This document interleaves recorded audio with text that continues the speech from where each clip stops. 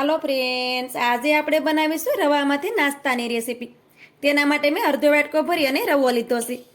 રવાને આપણે એક વાસણમાં નાખી દઈશું. હવે તેમાં આપણે અડધો વાટકો ભરી અને મીડિયમ ખાટું દહીં નાખી દઈશું. તેની સાથે આપણે અડધો વાટકો ભરી અને પાણી નાખી દઈશું. હવે આપણે બધી વસ્તુને રવાની સાથે સારી રીતે મિક્સ કરી દઈશું. વધારે પડતું ખાટું દહીં હોય તો તમારે દહીં થોડુંક ઓછું લેવાનું, કેમ કે આ નાસ્તાને આપણે તરત બનાવવાનો હોય છે એટલે નાસ્તો છે તે વધારે ખાટો થઈ જશે. તો આપણે આ મીડિયમ ખાટું દહીં આવે છે તે લેવાનું છે. પછી તેને આ રીતે સારી રીતે મિક્સ કરી દેવાનું. રવાને મેં સારી રીતે મિક્સ કરી દીધો છે, તમે જોઈ શકો છો. હવે તેની ઉપર આપણે આ રીતે ઢાંકણ ઢાંકી દઈશું અને રવાને આપણે 10 મિનિટ માટે રાખી દઈશું, જેથી કરી રવો આપણો સારી રીતે ફૂલી જાય. ત્યાં સુધી આપણે તેના માટે એક મસાલો બનાવી લેશું. હવે આપણે મસાલો બનાવવા માટે કડાઈ લઈ લીધી છે. તેમાં આપણે અડધું પાવડું ભરી અને તેલ નાખી દઈશું. તેલને આપણે સારી રીતે ગરમ થવા દેશું. તેલ પણ સારી રીતે ગરમ થઈ ગયું છે. હવે તેમાં અડધી ચમચી ભરી અને રાઈ નાખી દઈએ. અડધી ચમચી ભરી આપણે જીરું નાખી દઈએ. થોડીક આપણે હિંગ નાખી દઈએ. તેની સાથે આપણે મીઠા લીમડાના પાન નાખી દઈએ. હવે તેમાં આપણે આદુ અને મરચાંની પેસ્ટ નાખી દઈએ અને સારી રીતે મિક્સ કરી દઈએ.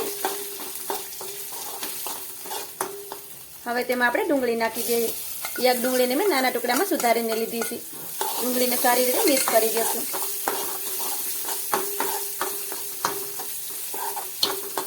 ડુંગળીને મેં સારી રીતે મિક્સ કરી દીધી છે. હવે તેમાં આપણે થોડી હળદર નાખી દઈશું. સ્વાદ પ્રમાણે મીઠું નાખી દઈશું. સારી રીતે મિક્સ કરી દઈશું. ડુંગળીને આપણે થોડી વાર માટે સાતળી લેશું. ડુંગળી પણ આપણી સારી રીતે સતળાઈ ગઈ છે. હવે તેમાં આપણે થોડોક લાલ મરચું પાવડર નાખી દઈએ. તેને પણ સારી રીતે મિક્સ કરી દઈએ. થોડોક આપણે ગરમ મસાલો નાખી દઈએ. તેને પણ આપણે મિક્સ કરી દેવાનો છે. હવે મેં 4 બટેટાને આ રીતે બાફીને લીધા છે. તો આ રીતે હાથેથી ક્રશ કરી અને તેમાં નાખી દેવાના છે.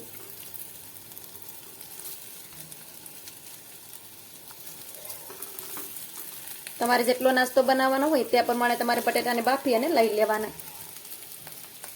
હવે બટેટાને આપણે મસાલાની સાથે સારી રીતે મિક્સ કરી દઈશું.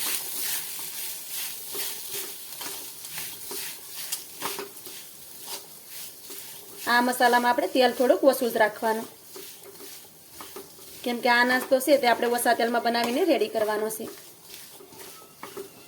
તો મસાલાને મેં સારી રીતે મિક્સ કરી દીધો છે, તમે જોઈ શકો છો. હવે આપણે ગેસને બંધ કરી દેવાનો છે. હવે આપણે ઉપરથી આ રીતે લીલા ધાણા નાખી દઈશું. 1 ચમચી જેટલો આપણે લીંબુનો રસ નાખી દઈશું.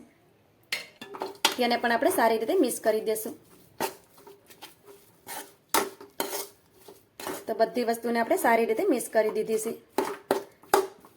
હવે આપણે મસાલાને નીચે ઉતારી દઈશું. રવાને આપણે રેસ્ટ કરવા રાખ્યો, તેની પણ 10 મિનિટ થઈ ગઈ છે. અને 10 મિનિટ પછી તમે જોઈ શકો છો કે રવો આપણો સારી રીતે ફૂલી ગયો છે. આ રીતે રવો છે તે 10 મિનિટમાં ફૂલી જાય છે. હવે તેમાં આપણે 1 ચપટી જેટલા મીઠા સોડા નાખી દઈએ, એટલે કે ખાવાના સોડા. સ્વાદ પ્રમાણે આપણે તેમાં મીઠું નાખી દઈએ. હવે તેમાં થોડુંક પાણી નાખી દઈએ અને બધી વસ્તુને મિક્સ કરી દઈએ. બેટરને આપણે થોડું પતલું કરવાનું છે. હજી આપણે તેમાં 1 ચમચી જેટલું પાણી નાખી દઈશું અને તેને પણ મિક્સ કરી દઈશું. તો આ રીતે બેટરને તમે જોઈ શકો છો કે આ બેટર છે તે એકદમ પરફેક્ટ છે. બેટરને આપણે મીડિયમ ઠીક રાખવાનું છે. હવે આપણે નાસ્તો બનાવશું. નાસ્તો બનાવવા માટે મેં તવાને પણ ગરમ કરવા માટે રાખી દીધું હતું. તવો પણ આપણો સારી રીતે ગરમ થઈ ગયો છે. હવે તેમાં આ રીતે થોડુંક તેલ નાખી દેવાનું અને આ રીતે ફેલાવી દેવાનું છે. 1 ચમચી તેલ નાખી આ રીતે આપણે ફેલાવી દેવાનું. આ રીતે મેં તેલને ફેલાવી દીધું છે. હવે આપણે બેટરને આ રીતે એકવાર હલાવી લેવાનું. પછી તેમાંથી આ રીતે બેટર નાખશું. 1 ચમચી જેટલું બેટર નાખવાનું છે. ને બેટરને આ રીતે પતલું પતલું ફેલાવી દેવાનું. આ નાસ્તો છે તેને આપણે વધારે પડતો જાડો નથી રાખવાનો. આ રીતે પતલું પતલું ફેલાવી દેવાનું. આ નાસ્તો છે જેટલો પતલો બનશે એટલો ખાવામાં એકદમ સરસ લાગશે. તો આ રીતે બેટરને મેં ફેલાવી દીધું છે. હવે આપણે નાસ્તાની પર આ રીતે ઢાંકણ ઢાંકી દેશું અને નાસ્તાને આપણે 1 મિનિટ માટે સડવા દેશું, જેથી કરી નાસ્તો છે તે ઉપરથી એકદમ ડ્રાય થઈ જાય. 1 મિનિટ પછી આપણે નાસ્તાને જોઈ લેવાનું. તો નાસ્તાને તમે જોઈ શકો છો. 1 જ મિનિટમાં નાસ્તો આપણો ઉપરથી એકદમ ડ્રાય થઈ ગયો છે. હવે આપણે બટેટાનો મસાલો કરીને રાખ્યો છે તે લેવાનો છે. તેને આ રીતે આપણે 2 ભાગ કરી દેશું, કેમ કે આપણે 2 નાસ્તા બનાવવાના છે. તો આ રીતે અડધો મસાલો છે તેને હાથમાં લઈ લેશું અને આ રીતે તેની ટીકી બનાવી લેશું. આ રીતે ટીકી બનાવી લેવાની છે.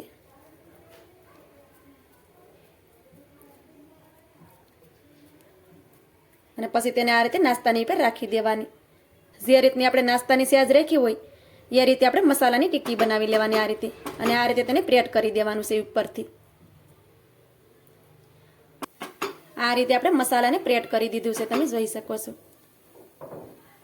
હવે આપણે મસાલાની ઉપર પણ બેટરને નાખી દેવાનું છે. તો આ રીતે આપણે બેટર છે તેને પતલું પતલું ફેલાવી દેશું. આ રીતે આપણે બધી સાઈડમાં ફેલાવવાનું છે,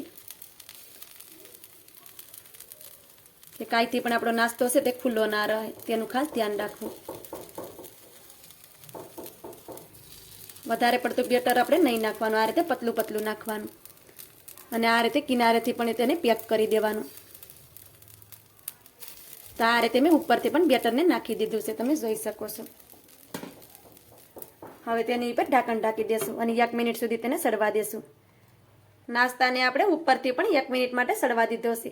ત્યાર પછી આપણે ઢાંકણ ખોલી અને નાસ્તાને શેક કરી લેશું. તો નાસ્તો છે તે આ રીતે ઉપરથી પણ ડ્રાય થઈ ગયો છે. હવે આપણે નાસ્તાને બીજી સાઈડમાં પલટાવી દેશું.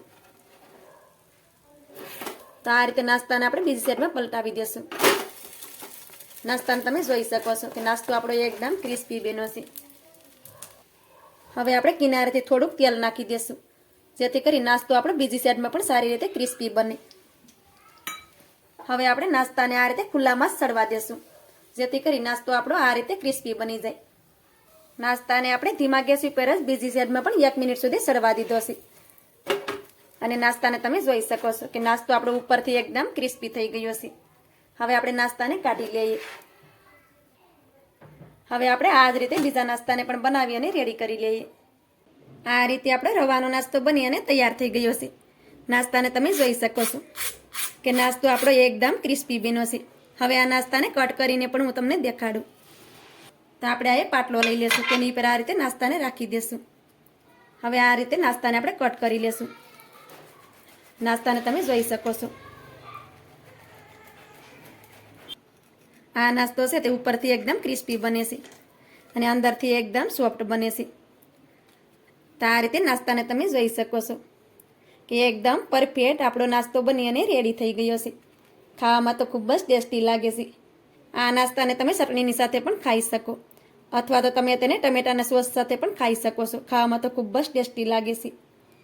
બંને સાઈડથી નાસ્તાને તમે જોઈ શકો છો કે એકદમ ક્રિસ્પી બન્યો છે.